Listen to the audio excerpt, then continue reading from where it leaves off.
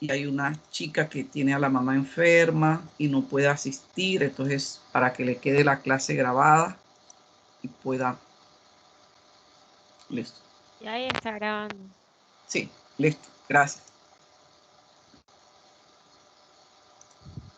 Profe, pero dejó de compartir, ¿vio?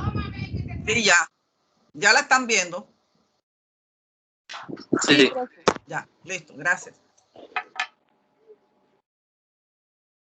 Ay, carajo.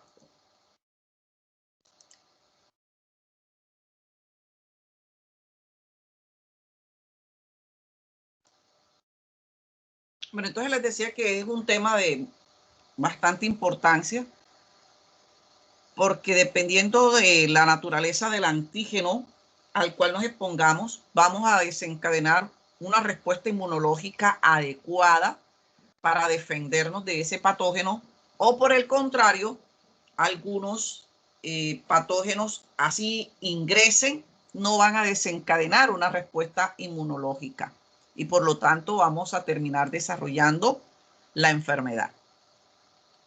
También tiene que ver mucho con la parte de vacuna, un tema pues muy de moda en estos días por la situación de la vacunación contra el SARS-CoV-2, que es el virus causante del COVID y que precisamente nos tiene dando las clases de esta forma virtual, ¿verdad?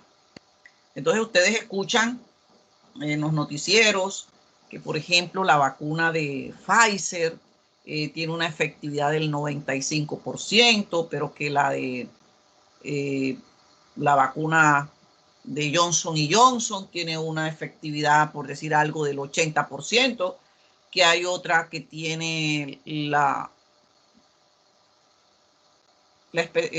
respuesta o lo que induce respuesta es apenas en el 50.4%. Entonces eso ha generado una cantidad de situaciones en que muchos dicen yo no quiero tal vacuna, yo quiero tal vacuna, en fin. Todo eso se debe precisamente a esta parte que vamos a desarrollar hoy.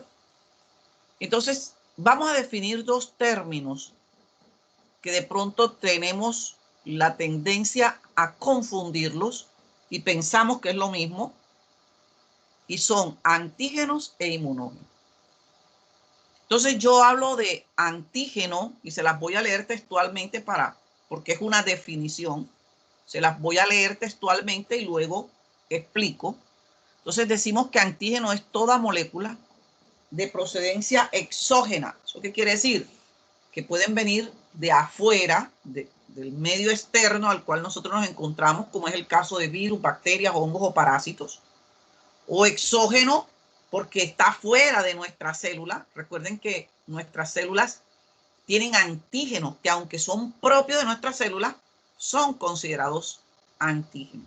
Un ejemplo ya los vimos con los de los glóbulos rojos. Hay unas glicoproteínas que nos permiten a nosotros clasificar si, por ejemplo, el paciente es grupo A o es grupo B. Son antígenos, son exógenos. Pero también hay algunos antígenos que están dentro de nuestra célula, que son propios, pero que cuando se rompe la célula, salen al medio exterior. Nuestro sistema inmunológico, como nunca los había visto afuera, monta una respuesta contra ellos. El caso, por ejemplo, de las organelas de nuestra célula, las mitocondrias, los ribosomas, muchas proteínas citoplasmáticas. Y cuando hablábamos de necrosis, cuando hablábamos de las células, en ese caso, básicamente el polimorfo nuclear neutrófilo, yo se los dije. El polimorfo nuclear neutrófilo, cuando se rompe, libera una cantidad no solamente de gránulos que tenían enzimas, sino que muchas de esas organelas propias de las células quedaban expuestas y que terminaban generando un proceso inflamatorio local. Entonces, a eso hacemos referencia cuando hablamos de moléculas que pueden ser de procedencia exógena o endógena, de naturaleza proteica, que puede resultar extraña para el organismo, que pueden ser específicamente unidas a un anticuerpo o a un receptor tanto de células T, que en este caso es el TCR, o el BCR, si estamos hablando de los linfocitos B, pero que no necesariamente van a generar una respuesta por parte de nuestro sistema inmunológico.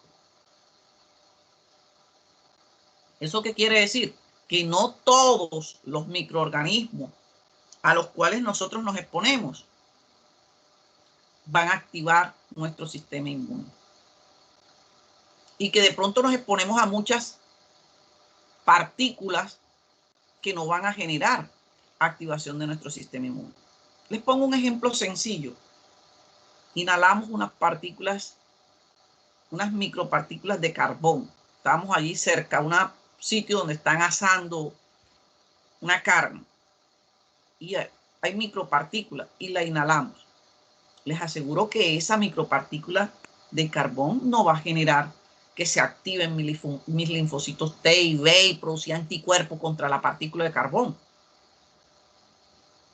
Pero si entrara de pronto otro tipo de estructura, lo más probable es que active nuestro sistema inmunológico. Entonces, chicos, ¿a dónde los quiero llevar?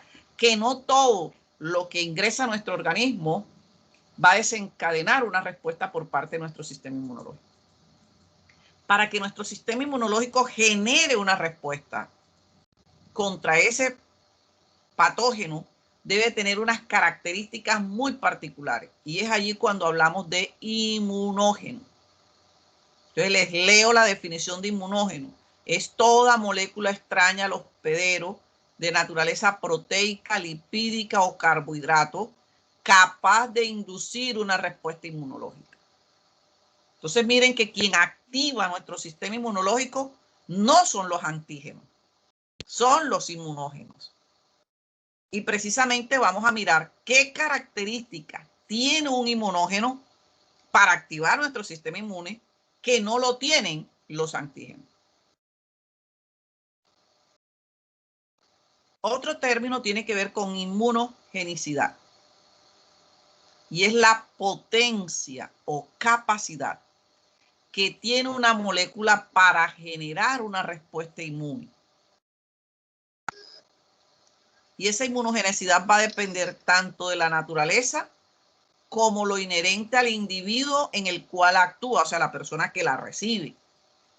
Y allí es donde ustedes ven esas diferencias de las vacunas. Les pongo el ejemplo de las vacunas, porque como les digo, es un tema que a todos nos tiene que importar.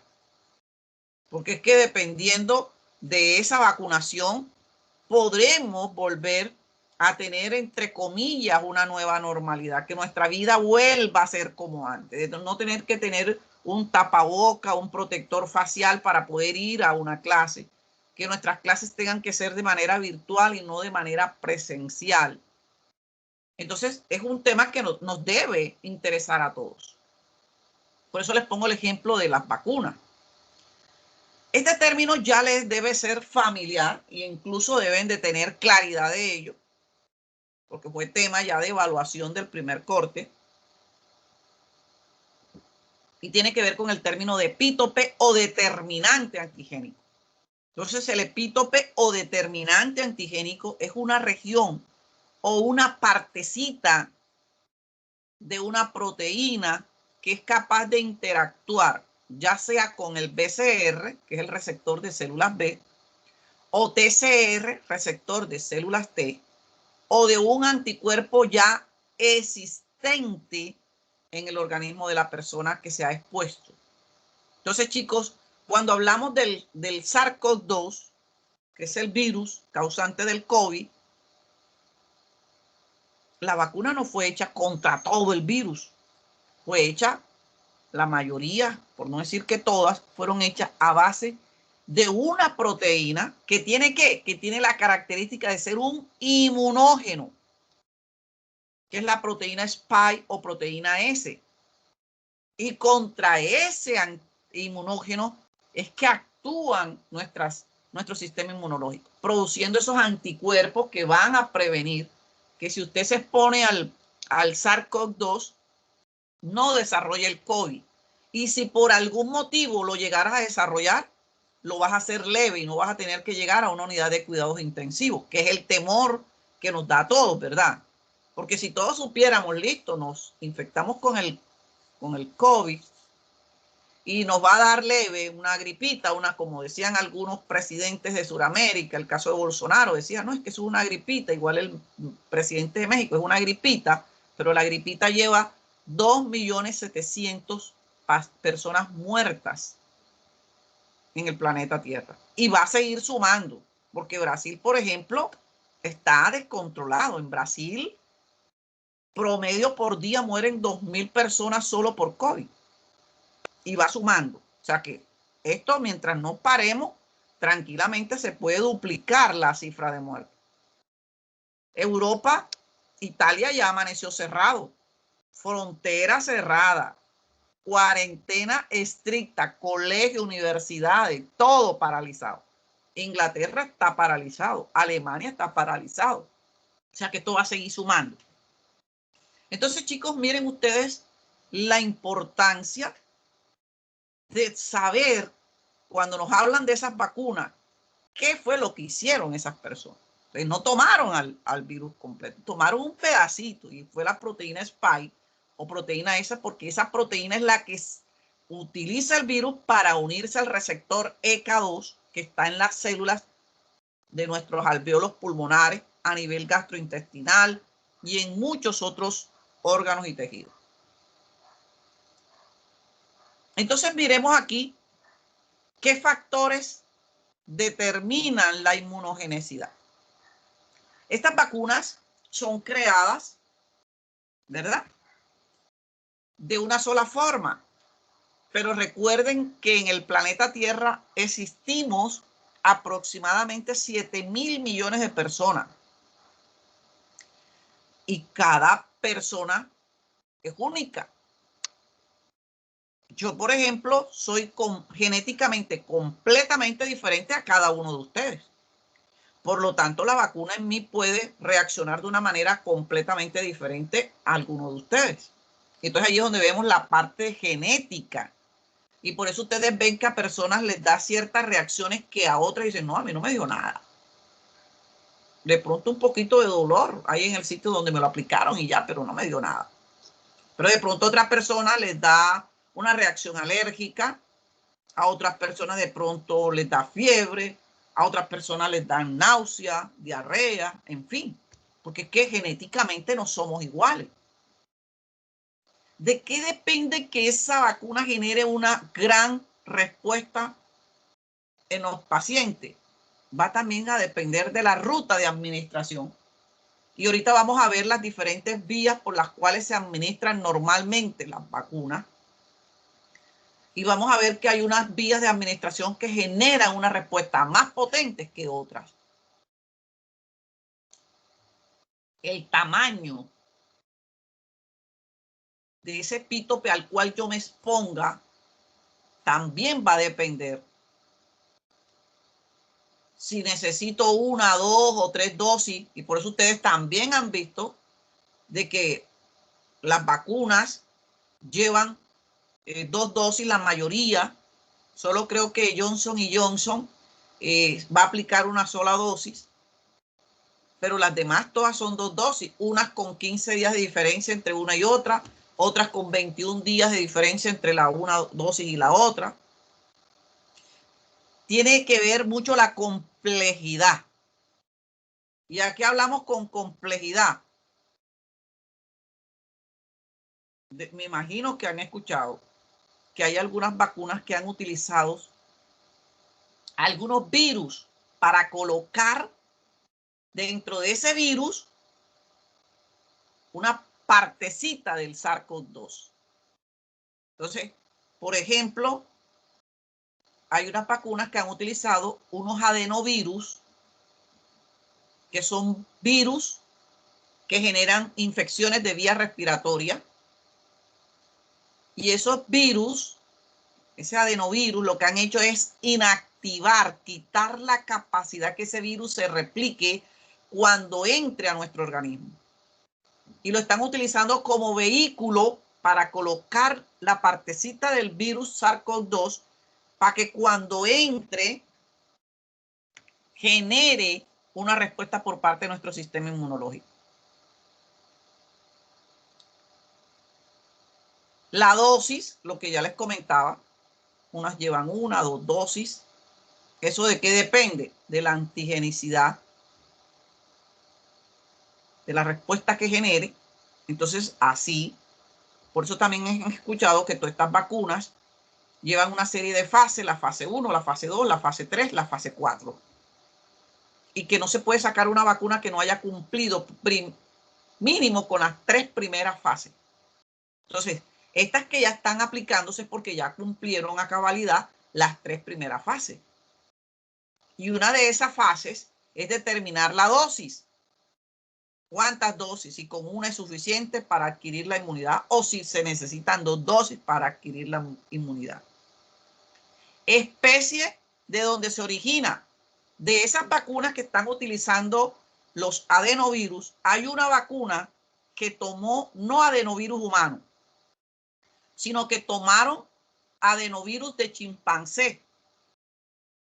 ¿Por qué? Porque el hecho de que venga de otra especie es más extraño para nuestro sistema inmunológico y mayor va a ser la respuesta. Obviamente ese virus de chimpancé fue modificado genéticamente, él no se puede multiplicar. Lo único que se está haciendo es utilizándolo como vehículo para colocar la partecita del SARS-CoV-2 para que nuestro sistema inmunológico haga el resto. Entonces, miren, chicos, todos los factores que de una u otra manera determinan la antigenicidad de un inmunógeno. Por eso no todo a lo que nos exponemos va a generar una activación de nuestro sistema inmune. Si así fuese, nuestro sistema inmune permanecería activado las 24 horas del día, los 7 días de la semana y todos los días de nuestras vidas hasta que estemos vivos. Y no es así. Nuestro sistema inmunológico sabe contra quién debe montar una respuesta y debe tener todas estas características que les voy a empezar a hablar, que debe tener un inmunógeno para que pueda activar esa respuesta de nuestro sistema inmune, tanto celular como humoral. Entonces empezamos. Como les dije, el origen, entre más extraño sea, mayor va a ser la capacidad de inducir una respuesta inmune. El caso que les colocaba, las vacunas que han utilizado el adenovirus de chimpancé, como proviene de otra especie, llama más la atención para nuestras células del sistema inmunológico. Y lo que necesitamos es eso, que nuestro sistema inmunológico se pellizque cuando entre. Complejidad. Entre más compleja sea la molécula, mayor va a ser su capacidad de inducir una respuesta inmune. Aquí me tengo que detener y explicarle 2 términos. Y uno tiene que ver con homopolímero y el otro tiene que ver con copolímero. Cuando yo hablo de homopolímero, quiere decir que ese epítope o determinante antigénico está formado por un solo tipo de aminoácido. Por ejemplo, arginina. Entonces, tengo un epítope que es arginina, arginina, arginina, arginina, arginina, arginina, arginina. Eso es un epítope pobre, porque no es complejo. Por lo tanto, la respuesta inmunológica que me va a generar no va a ser tan potente. Así yo tengo un copolímero que está formado por varios aminoácidos. Está formado por arginina, lisina, tionina, valina. Y entre más aminoácidos diferentes conformen ese epítope o determinante antigénico, más inmunogénico va a ser. Va a generar más respuesta. Entonces, cuando se crean este tipo de vacunas, obviamente no se trabajan con homopolímero, se trabajan con copolímero. Y entre más complejo sea, mejor va a ser la respuesta de nuestro sistema inmunológico. Entonces, por eso a veces nos preguntamos, ¿por qué ciertos microorganismos cada vez que entran me generan enfermedad? Porque no te generan esta respuesta, porque son pobres en su complejidad química y no te generan una respuesta. Son antígenos, mas no son inmunógenos. Y si usted coge el capítulo de antígenos e inmunógenos de la inmunología molecular y celular de Havas, arranca ese capítulo diciéndole, no todo antígeno es un inmunógeno, mas todo inmunógeno sí es un antígeno. Lo que quiere decir que no todo antígeno me va a desencadenar una respuesta inmunológica. Tenemos el tamaño. Entonces, tenemos, por ejemplo, moléculas que tienen un tamaño inferior a 10.000. O sea, oscilan entre 5.000 y 10.000. Son las llamadas actenos. Son malas inmunógenos. ¿Por qué? Porque su tamaño es pequeñito. No me van a inducir una respuesta adecuada. Pero ojo, chicos, que si ese acteno yo lo uno a un carrier o proteína transportadora que aumente su tamaño, se puede convertir en un buen inmunógeno. Tenemos el buen inmunógeno, que son todas aquellas moléculas que tienen un peso igual o superior a 100.000 Dalton. Entonces, son potentes inmunógenos. Y tenemos la parte intermedia, los que están entre 10.000 y menos de 100.000. Son llamados inmunógenos débiles. Y de eso va a depender, por ejemplo, el número de dosis. Les pongo un ejemplo. Ustedes cuando vayan a empezar sus prácticas hospitalarias, la universidad les va a exigir el que usted tenga aplicado ciertas vacunas. Y no es porque la Universidad San Martín quiera molestar. No, eso es una ley del Ministerio de Educación y del Ministerio de Salud, que todo personal, estudiante o profesional que esté en un centro hospitalario debe tener aplicado ese esquema de vacunación.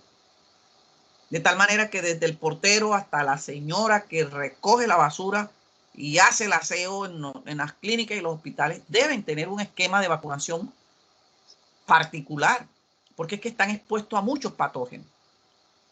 Entonces a usted le va a tocar aplicarse, por ejemplo, la vacuna de la hepatitis B. Y sí o sí la va a tener que aplicarse. La vacuna de la hepatitis B tiene 3 dosis. Una que es la primera, que es el día que usted empieza su esquema de vacunación. La segunda dosis se aplica un mes después de haberse aplicado la primera.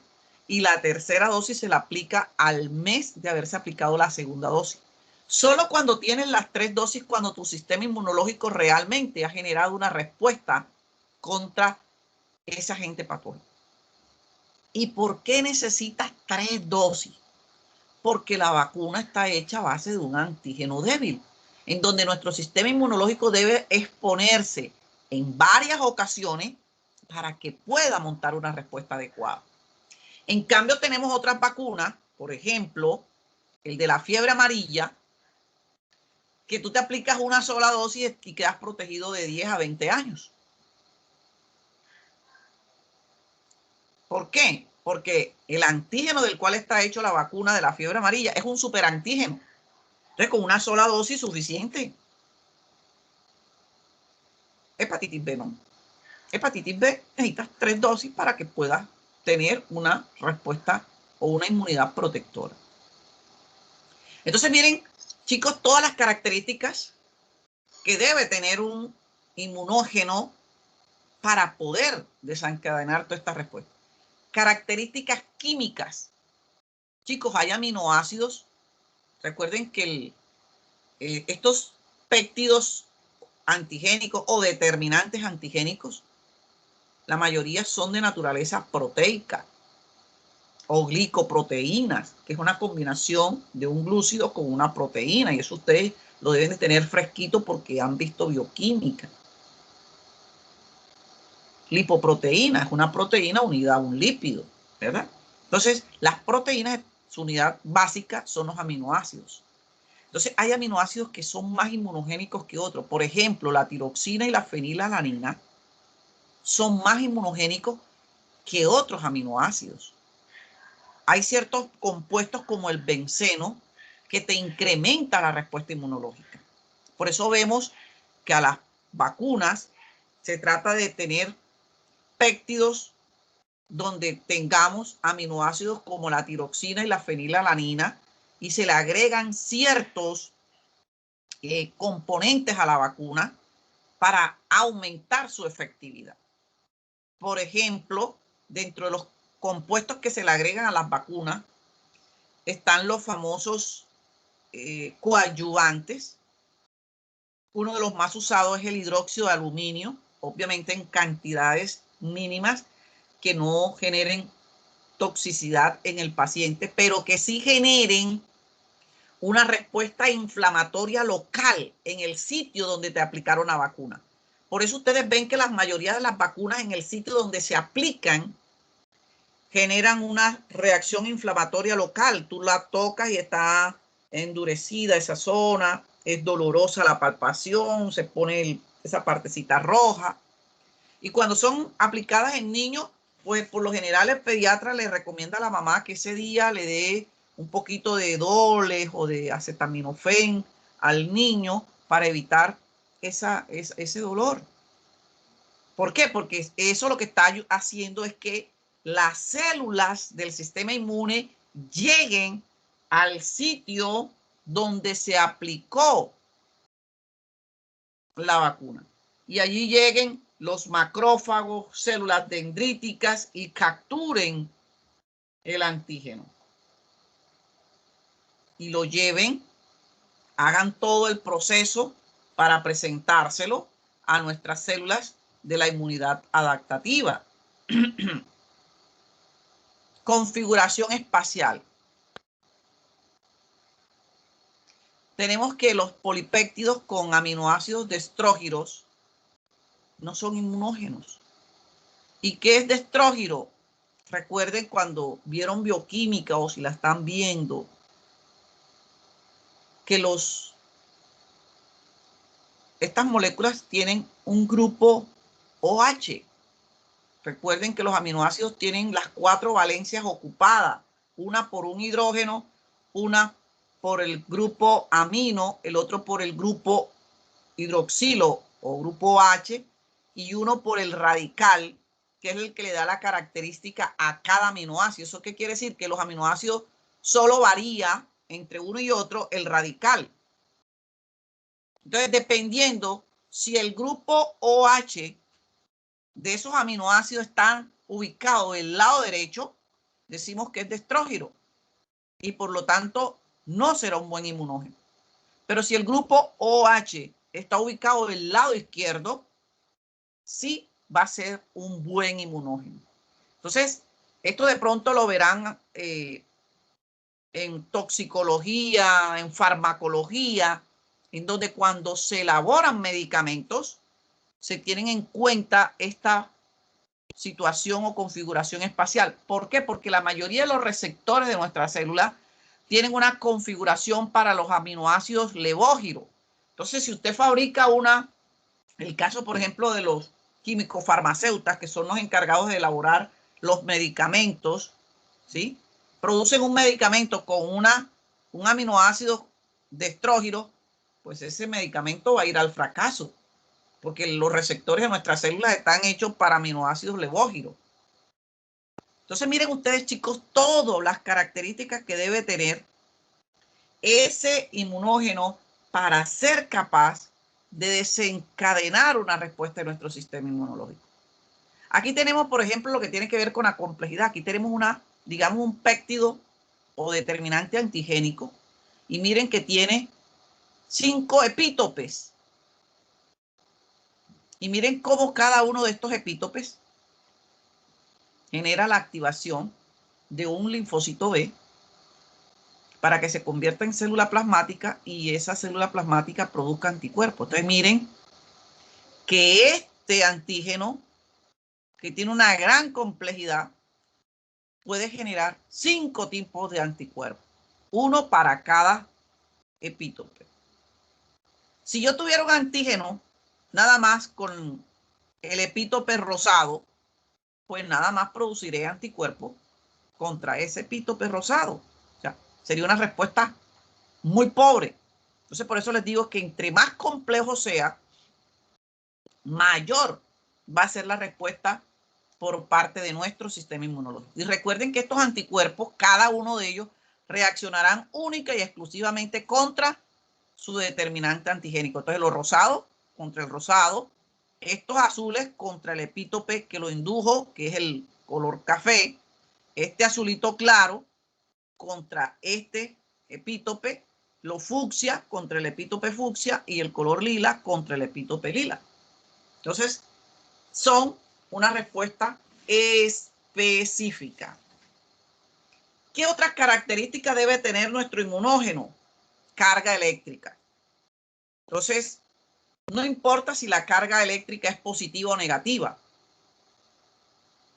Con que tenga una carga eléctrica va a ser un buen inmunógeno. Las que son mal inmunógenos son las que son neutras. Recuerden la presión oncótica. Y eso lo deben haber visto o lo deben estar viendo en fisiología. Las cargas opuestas mantienen esa presión oncótica para que lo que esté dentro de la célula no salga y lo que está fuera de la célula no entre, y mantienen ese equilibrio entre los líquidos intra y extracelulares, por colocar un ejemplo. Vías de ingreso. Como les dije, las vías de ingreso de un inmunógeno pueden modificar la intensidad de la respuesta inmune. Y en la diapositiva que viene vamos a mirar cómo, vuelvo y repito, dependiendo de la vía que se utilice, la respuesta va a ser más potente o menos potente. Los actenos y las moléculas transportadoras ya se las expliqué cuando les decía que los actenos son las que tienen un tamaño entre 5.000 y 10.000, que son malas inmunógenos, pero que cuando lo unes a una proteína transportadora se puede convertir en un inmunógeno. Y los ayudantes, ya también se los expliqué. Les dije que son los que potencializan o generan una reacción inflamatoria para que las células de nuestro sistema inmunológico lleguen allí, a ese sitio, y generen toda una respuesta inmune. Entonces aquí tenemos las vías de administración. Entonces la vía de administración va a determinar el órgano linfoide donde va a llegar el antígeno. Y pues ya nosotros vimos órganos linfoides y sabemos la función que hace cada uno de ellos. Entonces, si yo, por ejemplo, administro una vacuna por vía oral o el antígeno entró por vía oral, digamos una bacteria, me comí un alimento que estaba contaminado con alguna bacteria, pues va a entrar por vía oral. Ese antígeno que va a estimular, obviamente, todo lo que tiene que ver con el tejido linfoide asociado a mucosa. ¿De quién? Del tracto digestivo, porque entró por vía oral. La vía intravenosa, ninguna, les aclaro, ninguna vacuna de las que están en este momento dentro de los esquemas de vacunación son por vía intravenosa. Pero les pongo un ejemplo sencillo.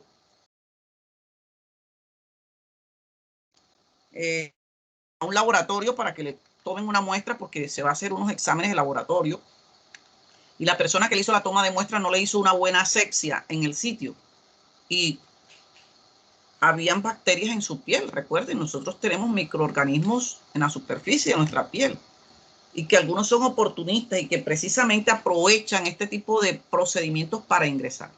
Si esa persona no hizo una buena asepsia, muchos de los microorganismos que allí estaban pueden entrar.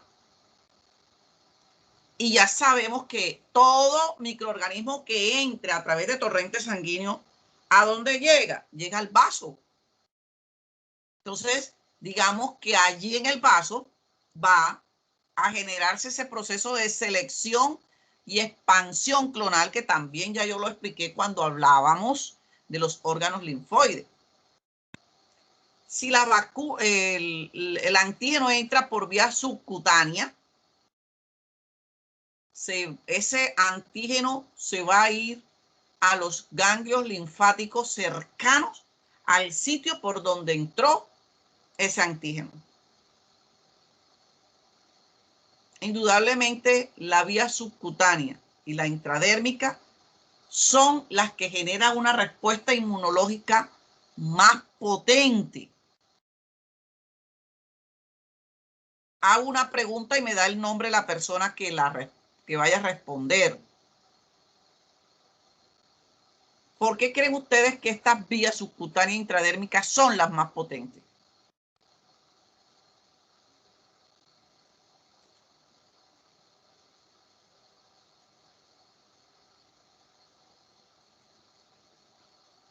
¿Nadie?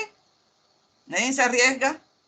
Señor, disculpe, ¿no sería porque como llegan, con un tejido adiposo llega más rápido a los ganglios linfáticos donde está la principal respuesta inmune de nosotros? ¿No sería que ahí es donde se da la respuesta a la vacuna? No, mi doc. A ver, otra persona que se arriesgue. De hecho, ya yo lo expliqué. En lo que les he explicado, yo lo dije. Quiero mirar a ver qué tan pilos están con lo que yo les ¿Qué tiene que ver digo. con los ganglios linfáticos, profe? ¿Qué tiene que ver con los ganglios linfáticos? A ver. Nada, porque usted dijo que en la vía subcutánea, el antígeno se ubicaba, ubicaba en lo que era el ganglio linfático más cercano. Entonces, como se va a administrar en la vía subcutánea, llegaría, pues como tenemos ganglios linfáticos en casi todo el cuerpo y están esparcidos por todo el cuerpo de manera más cercana, entonces el potencial de acción sería más fuerte en la vía subcutánea. Pero ¿quién llevaría ese microorganismo a ese ganglio linfático? Ahí, profe, los macrófagos que van a presentar el antígeno, ¿no? ¿Quién está hablando? Porque yo tengo pantalla completa y no veo. Andri Vides, profe, Andri Vides.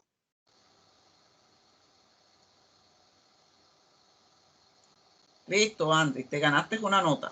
Bueno, entonces, indudablemente aquí juega un papel protagónico en la vía subcutánea intradérmica las células que están allí. Macrófagos y dendríticas. ¿Se acuerdan que les dije que las células dendríticas que están allí cercanas a la capa más cercana a la piel son las células de Langerhans, que son células dendríticas?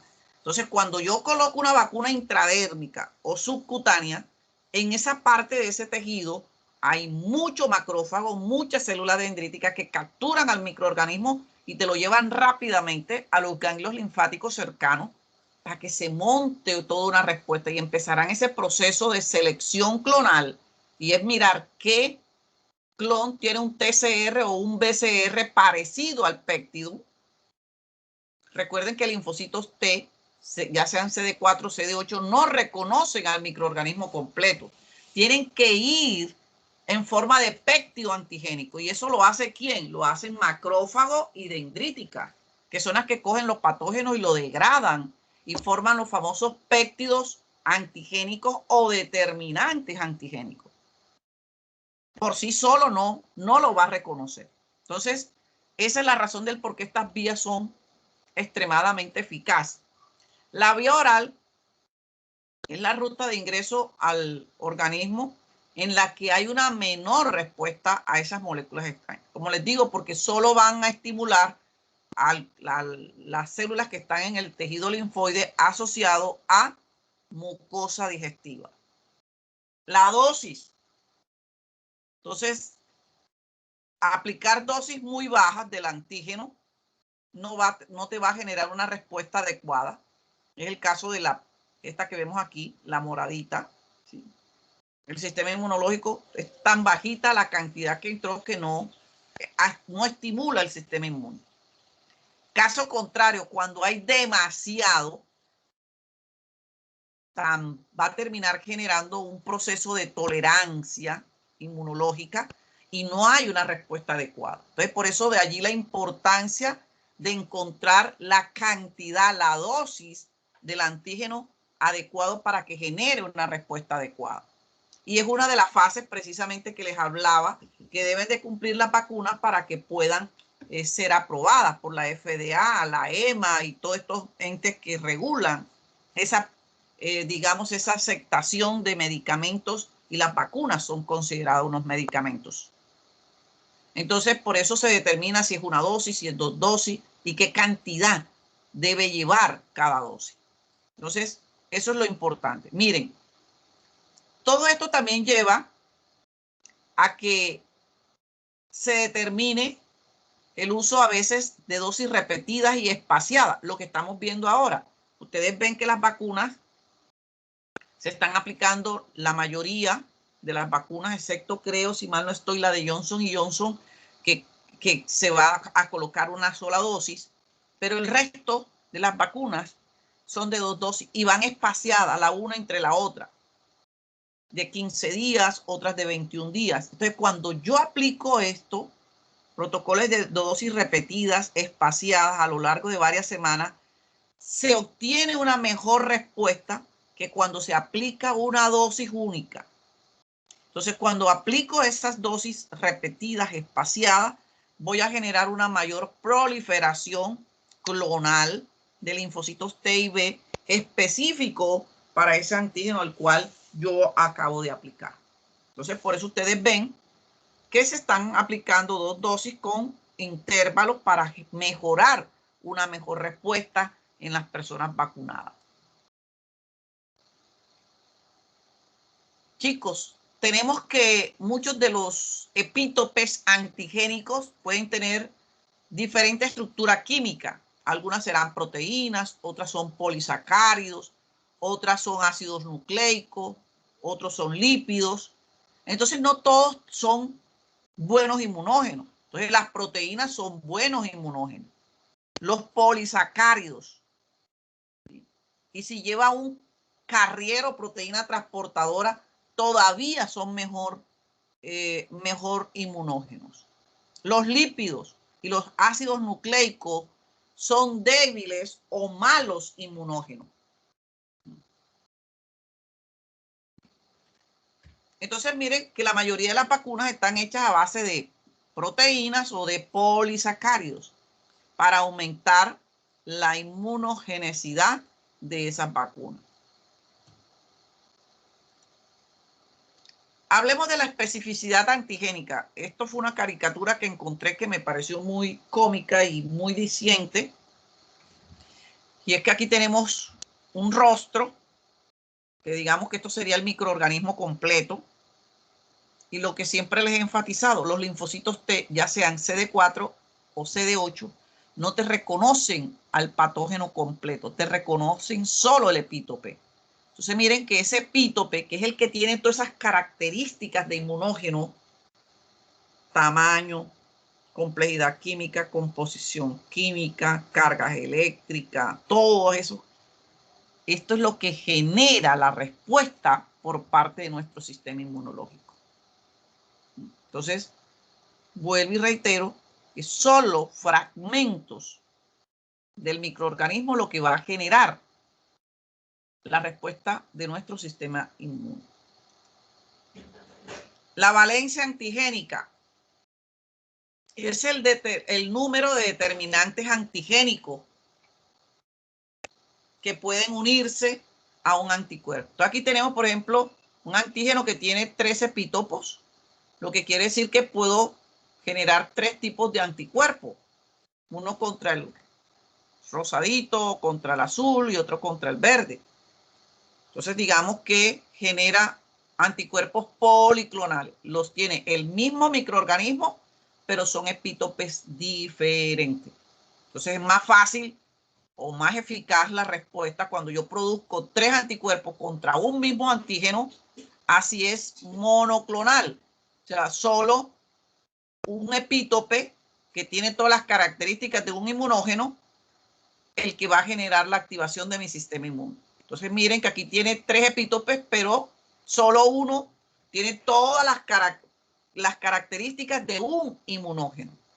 Entonces solo mi sistema inmunológico generará anticuerpos contra este inmunógeno, que es el azulito. Entonces, ¿dónde va a haber mayor probabilidad de que se elimine rápidamente el microorganismo? ¿En el polivalente o en el monovalente? Obviamente en el polivalente. Por ejemplo, los actenos, vuelve y juega, los que tienen un tamaño muy pequeño, que si no están unidos a una proteína o a un carrier transportador, realmente no van a ser inmunógenos. En cambio, los antígenos polivalentes, o sea, tienen múltiples determinantes antigénicas, van a generar una mejor respuesta de tipo humoral. Esto tiene que ver con los determinantes antigénicos. Entonces tenemos diferentes tipos de determinantes antigénicos.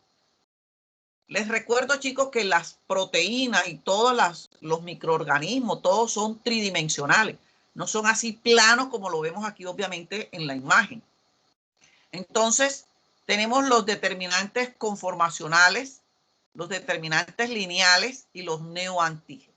Empecemos por los determinantes lineales. Los determinantes lineales, como lo dicen la palabra, es cuando un aminoácido va detrás del otro. Entonces, esto digamos que es el epítope antigénico. Está formado un aminoácido detrás del otro.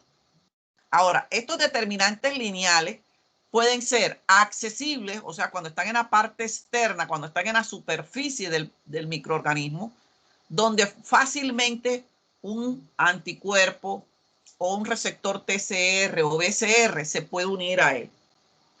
Pero como les digo, estos microorganismos o estas proteínas son tridimensionales, podemos tener determinantes lineales pero inaccesibles u ocultos, como lo pueden llamar algunos autores, que como están internos, no los pueden ver mis anticuerpos, mis TCR o mis BCR. Y solo podrían generar una respuesta inmunológica si esa proteína fuera desnaturalizada. Esta es la razón del por qué usted a veces se pregunta por qué ciertos microorganismos no generan respuesta protectora y otros sí. Porque de pronto los determinantes antigénicos de ese microorganismo están ocultos, están inalcanzables, inaccesibles para que nuestras células del sistema inmunológico los pueda identificar. Tenemos los determinantes conformacionales. Quiero que cada uno de ustedes haga el ejercicio allá en su casa para que esto me lo puedan entender. Digamos que los determinantes conformacionales, para que puedan ser identificados por un TCR, un BCR o un anticuerpo, deben estar en su forma nativa. O sea, ¿qué es una forma nativa? Tal cual como entró al organismo. Como está en el antígeno, en la proteína. Pongan su mano. Tenemos 5 dedos. Digamos que cada uno de nuestros dedos de la mano es un aminoácido. Trate de unir los 5 dedos. Entonces, miren que hay dedos. Recuerden que cada dedo es un aminoácido. Hay un aminoácido al lado del otro. Otros están al frente, otros están al costado. Como están así unidos, si la otra mano suya fuera un TCR, un BCR o un anticuerpo, podría interactuar, arropar a los 5 dedos, o sea, a los 5 aminoácidos, que es lo que usted está viendo aquí en la imagen. Entonces, para que estos determinantes conformacionales puedan ser reconocidos por un anticuerpo, por un BCR o un TCR, deben estar así, tal cual como lo tiene el microorganismo o lo tiene la proteína. Pero si por algún motivo estos sufrieron un proceso de desnaturalización, abran los dedos de su mano, sepárenlo lo más que puedan. ¿Qué sucede ahí? Que cada dedo queda por un lado, o sea, cada aminoácido queda por un lado diferente. Por más que usted quiera con la otra mano abarcar los 5 dedos, jamás lo va a lograr. De tal manera que van a quedar aminoácidos por fuera que hacen parte del determinante antigénico. Por lo tanto, cuando esta proteína de forma conformacional es desnaturalizada, no te va a generar una respuesta inmunológica. Entonces creo que es la forma más sencilla de que usted me pueda entender el ejemplo que le acabo de colocar con los dedos de las manos. Si usted los une, usted puede interactuar. Si su otra mano fuera un anticuerpo, un TCR o un BCR, podría interaccionar con los 5 dedos al momento. O sea, con sus 5 aminoácidos que conforman el epítope conformacional.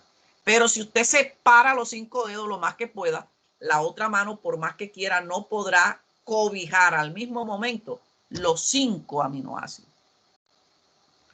¿Entendió? ¿Entendieron o no entendieron?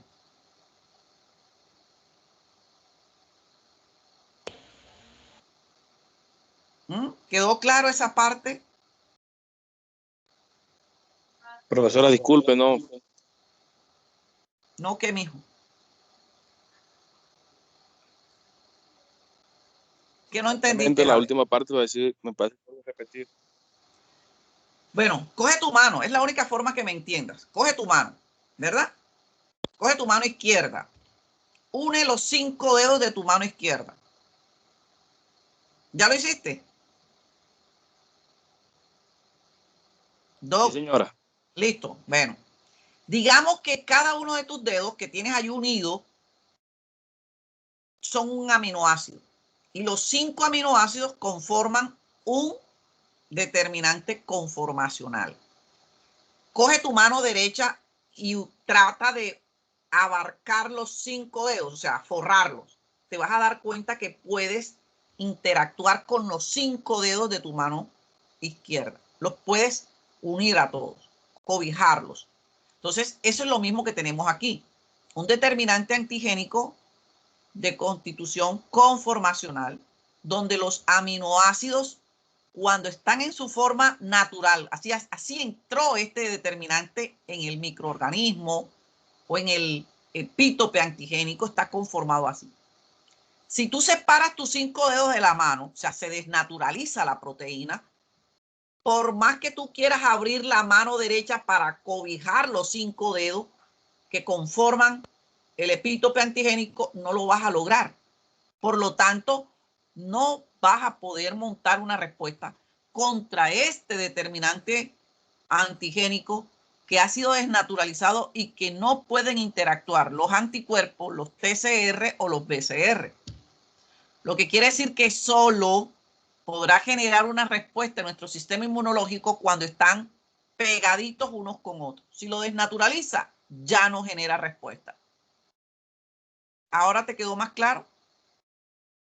Sí, profe, gracias. Listo, mijo. Nos vamos con el neoantígeno. El neoantígeno es cuando entró el antígeno, ¿sí?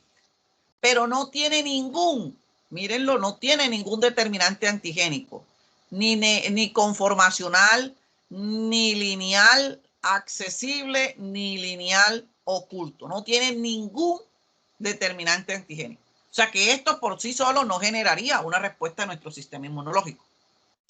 Pero si por algún motivo esto sufre un proceso de proteólisis, es activado, desnaturalizado, en ese proceso se puede formar un determinante antigénico nuevo que en la proteína inicial no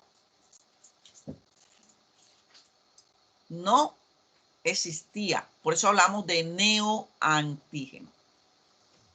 Entonces vuelvo y repito, chicos, estos determinantes antigénicos son los que de una u otra forma determinan si tu sistema inmunológico va o no a montar una respuesta de tu sistema inmune.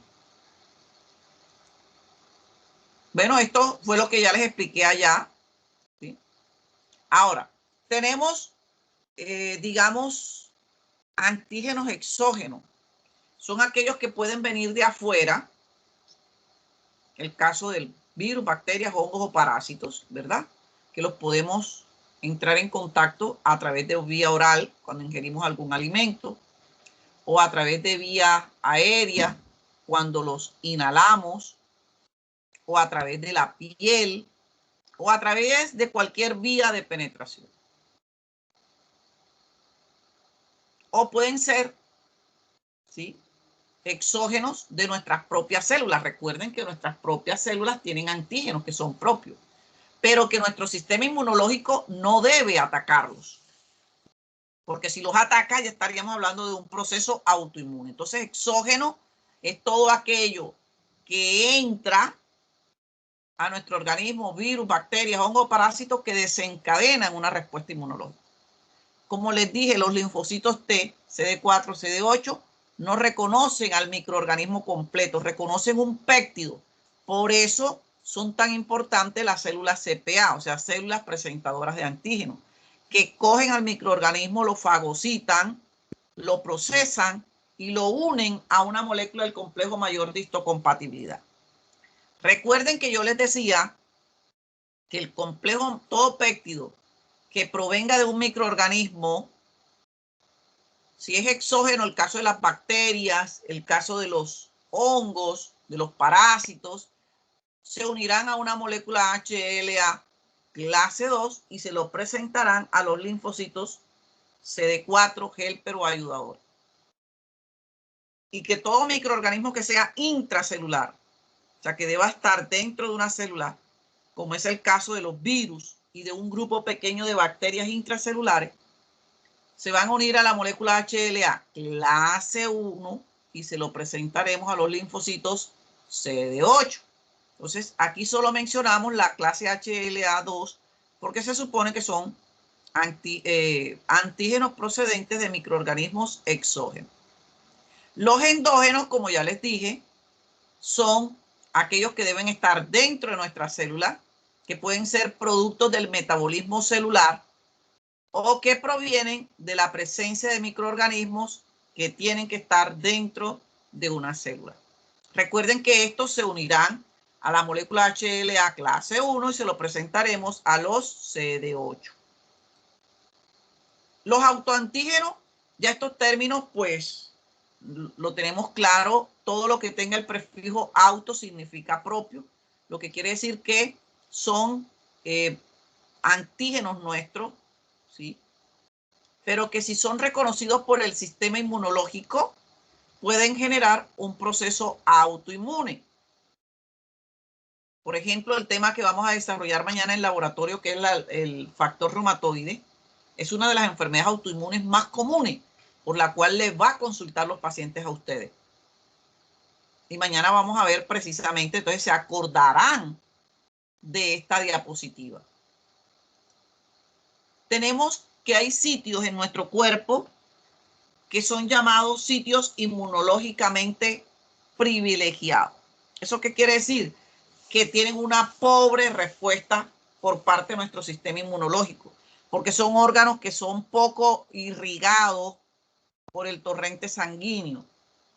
El caso, por ejemplo, del cristalino, que se encuentra en nuestro tejido ocular, realmente es un órgano inmunoprivilegiado.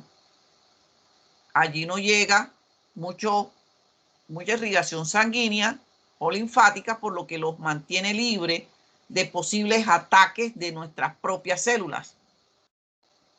El caso de la barrera hematoencefálica, ¿sí? También lo mismo.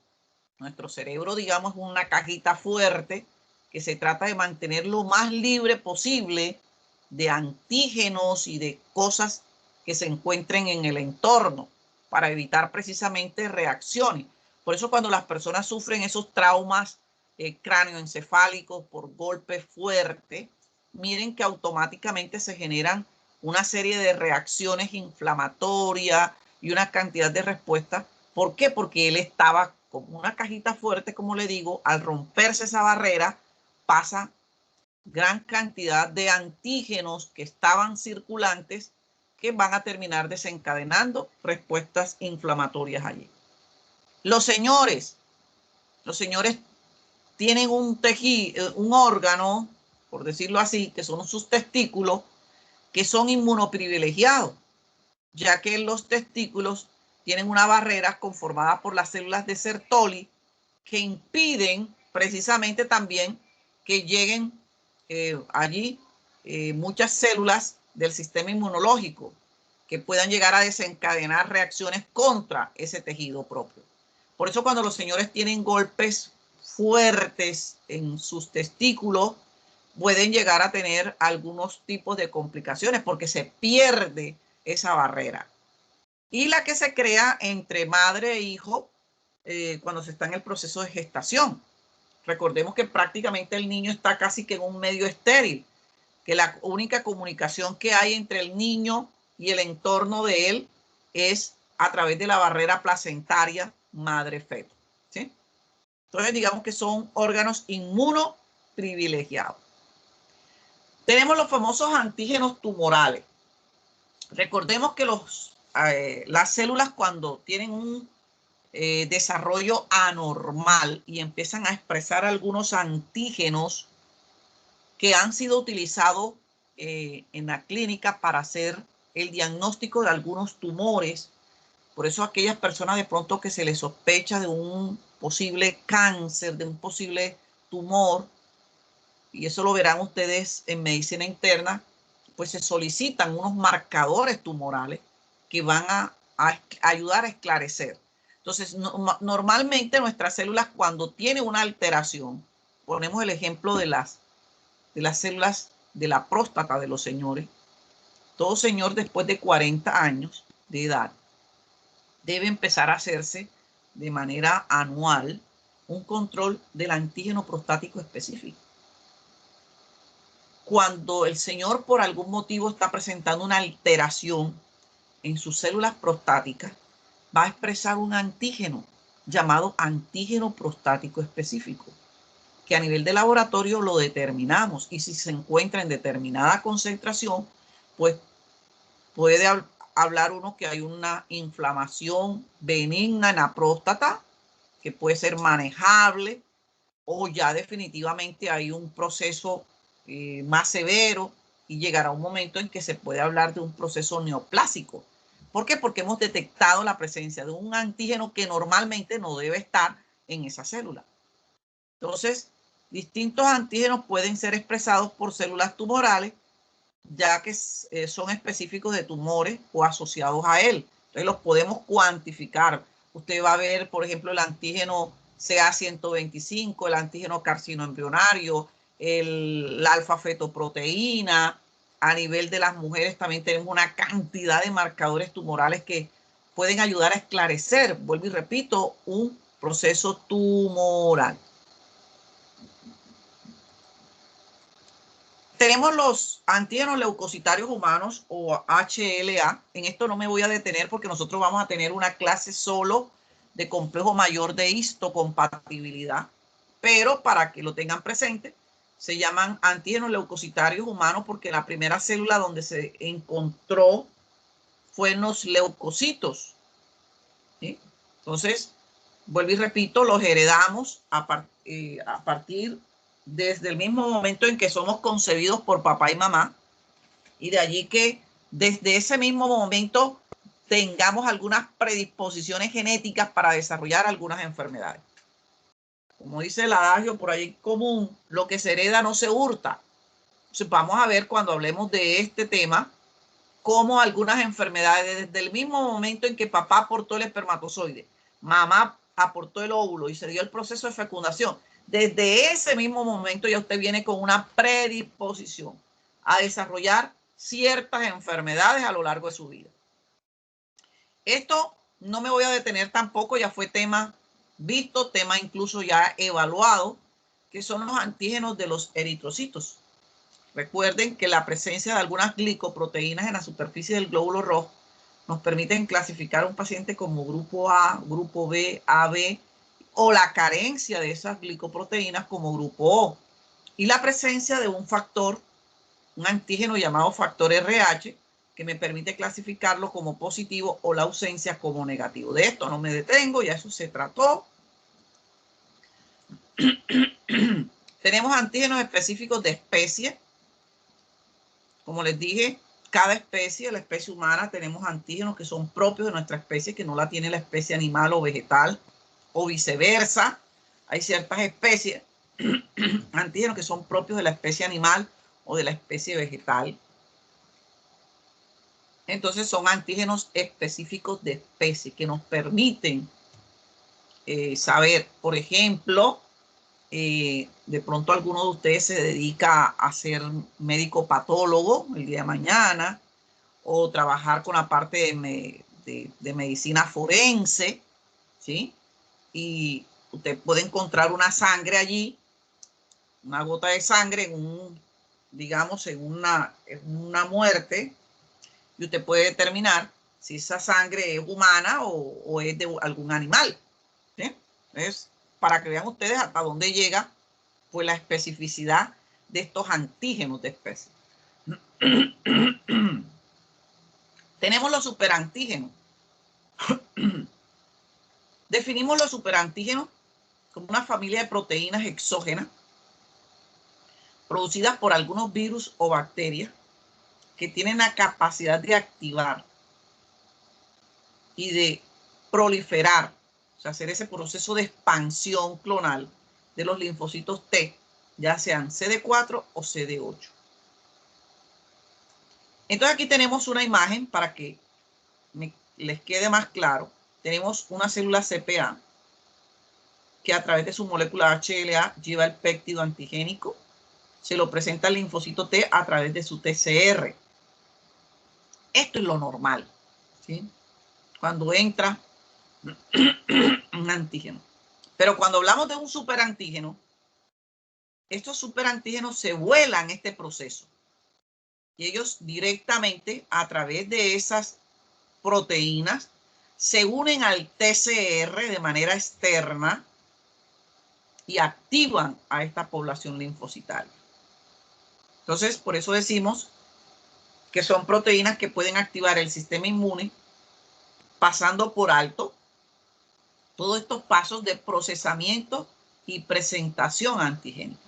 Entonces, los superantígenos no son procesados dentro de la célula CPA, sino que de manera directa se pegan al TCR y activan a la célula. Y aquí tenemos ya la definición de algunos términos, como es el caso de autoantígeno, que también lo pueden llamar autólogo, quiere decir del mismo individuo. Un ejemplo, si yo me voy a hacer una cirugía estética, digamos, quiero hacerme una lipoescultura. Entonces el médico, el cirujano que me va a intervenir dice, bueno, vamos a hacerte, vamos a sacarte una bolsa de sangre porque no sabemos de pronto qué complicación se vaya a presentar durante el proceso quirúrgico. Entonces yo voy al banco de sangre, me extraen una unidad de sangre y cuando esté yo en la cirugía, si llegara a necesitarla, sencillamente me la van a poner a mí. Entonces allí no hay que hacer pruebas infecciosas, no hay que hacer pruebas de cruzadas mayor ni menor, que se las expliqué cuando hablábamos precisamente del sistema AU, porque es mi propia sangre. O cuando hacemos injertos que te quitan de pronto parte de un tejido de una parte de tu cuerpo y te la colocan en otro lado. Eso es auto, ¿verdad? Son tus propios, ahí no va a haber rechazo y no va a haber nada porque es lo tuyo. Recuerden que seccionalmente algunos pacientes, lo hablábamos cuando hablábamos de órganos linfoides, cuando los linfocitos T y B no aprenden en sus respectivos órganos, médula ósea para los B y el timo para los T, que salen esos famosos clonos autorreactivos que pueden atacar a lo propio, que precisamente lo vamos a volver a retomar mañana cuando hablemos de artritis reumatoidea. Singénico, o isólogo, son individuos genéticamente iguales. Un ejemplo, los gemelos. ¿Sí? Los gemelos son genéticamente muy, pero muy parecidos. Entonces yo puedo tener dos hermanos míos que son gemelos y yo soy hermana de ellos de padre y madre, pero quienes van a tener mayor similitud genética van a ser ellos dos, a pesar que yo también tenga el mismo papá y el mismo mamá de ellos. Entonces, a eso es lo que llamamos individuos genéticamente muy, pero muy parecidos. Hablamos de haloantígenos, son homólogos. O sea, pertenecemos a la misma especie, pero genéticamente no somos idénticos. Pongo el ejemplo de Andri. Andri, digamos que es grupo B, RH positivo. Y yo también soy B, RH positivo.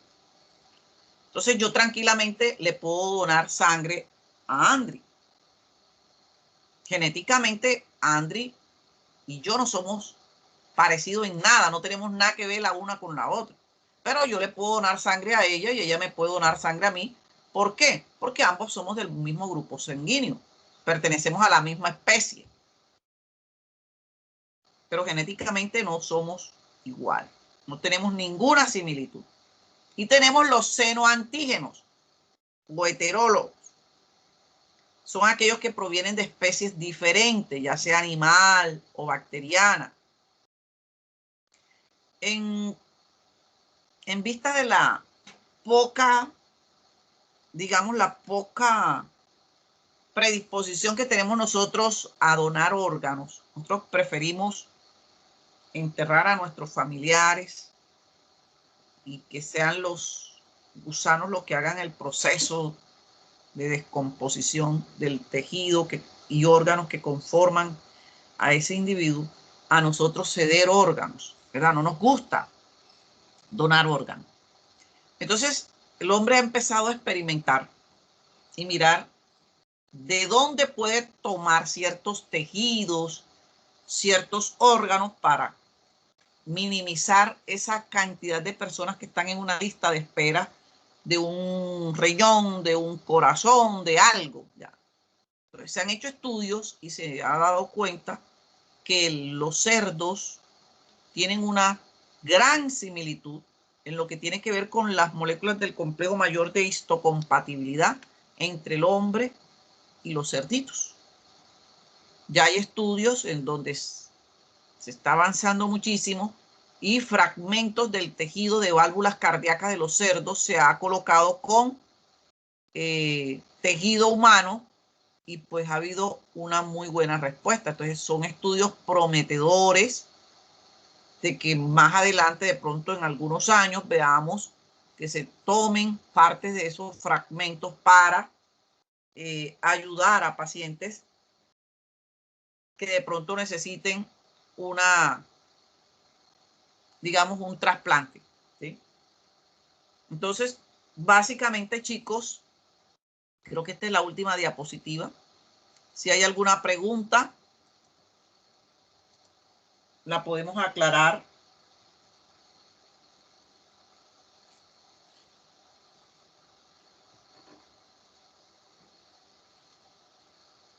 ¿Alguna inquietud?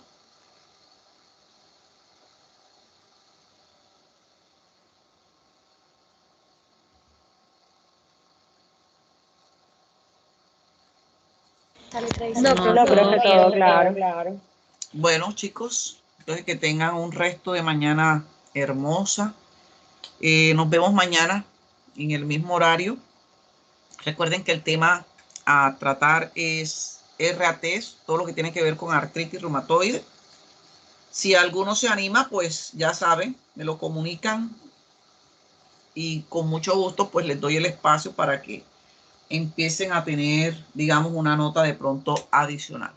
Bueno, chicos. Señor, tengo una pregunta, señor. Cuéntame.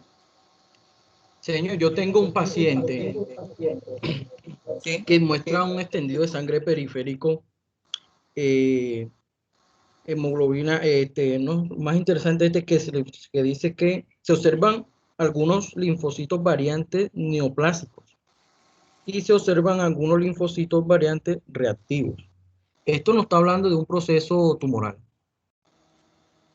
Bueno, ahí toca hacer apaga tu micrófono para que no se haga retorno. Listo. Mira, ahí tocaría mirar a ver. Si me estás hablando de que hay leucocitos neoplásicos, yo se los explicaba cuando hablábamos de órganos linfoides, les decía que normalmente en sangre periférica no debe haber células con características de inmadurez. Ahí tocaría mirar a ver si hay un posible cuadro de leucemia, ¿sí? La leucemia, pues prácticamente es un cáncer a nivel del tejido sanguíneo. Entonces allí tocaría por lo menos hacer pruebas histoquímicas para mirar por lo menos qué línea celular es la que está alterada, si es la línea mieloide o es la línea linfoide, que eso permite clasificar las leucemias como leucemias mielocíticas si digamos, el progenitor que está alterado es el de la línea mieloide, o hablar de leucemia linfoide si el linaje que está alterado es el de los linfocitos. Eso se hace a través de una prueba de citometría de flujo. Y en algunos casos, pues se opta por hacer, digamos, una punción medular para mirar el resto de las líneas celulares, porque puede haber una aplasia medular en donde las 3 líneas estén alteradas, tanto línea roja, línea blanca como línea plaquetaria. Entonces, normalmente el hematólogo hace esa punción, por lo general puede ser a nivel de cresta ilíaca o a nivel de esternón. Se toma un aspirado de esa médula y pues se le hace una serie de pruebas histoquímicas, pruebas químicas, y eso ayuda a esclarecer realmente cuál es el pronóstico y la evolución que va a tener el paciente. Sí, porque aquí muestra que una morfología de la plaqueta sin cambios evidentes muestra una ligera neutropenia, muestra una linfocitosis y el resto está normal. Bueno, o sea que el problema es a nivel de la serie blanca, o sea, la serie leucocitaria. Entonces ya ahí tocaría mirar si es de la línea mieloide o de la línea linfoide y qué tanto es la alteración. Pero normalmente en sangre periférica no debe haber células con características blásticas, no debe haberla. Solo la médula ósea libera ese tipo de células cuando, vuelvo y repito, hay una anormalidad. ¿Qué médico no lo ha visto todavía ningún hematólogo? No, él es un paciente que está pasando por pediatría. Tiene 8 años. Bueno, entonces con mayor No tiene razón. antecedente tampoco de leucemia ni nada de eso en la familia. Nada. Pero de todos modos hay que descartarlo porque si hay una alteración en las líneas celulares, me imagino que el paso a seguir ahora que se haga de pronto la ronda médica, si el paciente está hospitalizado, Sí. bueno, me imagino que determinará el que lo revise un hematólogo. Es el paso a seguir para que él determine qué tipo de pruebas le va a solicitar para esclarecer ese diagnóstico. Porque eso solo te lo reportaron en el hemograma. Le hicieron un extendido y un hemograma. Ajá. Bueno, la Bueno, mamá trajo como tal el extendido y el hemograma de casa. O sea, son bueno, como se lo hicieron en EPS. listo. Eso ahora paso a seguir que lo vea el hematólogo. De todos modos me estás comentando, ¿vale? Listo, profe. Bueno, chicos, me encantó compartir con ustedes esta mañana. Espero que tengan un resto de día hermoso y nos vemos mañana, Dios mediante. Señor, si tengo más casitos por ahí, podemos. Ah, claro, incluso sería bueno que tomaras las manifestaciones clínicas más importantes, ¿sí? Y los exámenes de laboratorio para socializarlo. Y podríamos en un día de estos lo presentas y lo comentamos. ¿Te parece? Sí, he tenido pacientes con talasemia, anemia celular falciforme, Bueno, listo. también pacientes de artritis reumatoidea juvenil también, donde Ajá, están ¿por qué no presentas mañana que amputas, vamos a hablar de todo artritis? eso. ¿Por qué no presentas algo y te ganas una nota? Y de paso, lo socializamos con tus compañeros. Me quedé de Algo. para arriba, señor, porque estoy trabajando de hora de noche. Sí. Miércoles, carajo. Bueno, listo. Pero Algo cuando igual yo quieras voy lo a hacemos. buscarme los casitos. Listo, va para eso. Bueno, chicos, nos vemos entonces mañana. Un abrazote.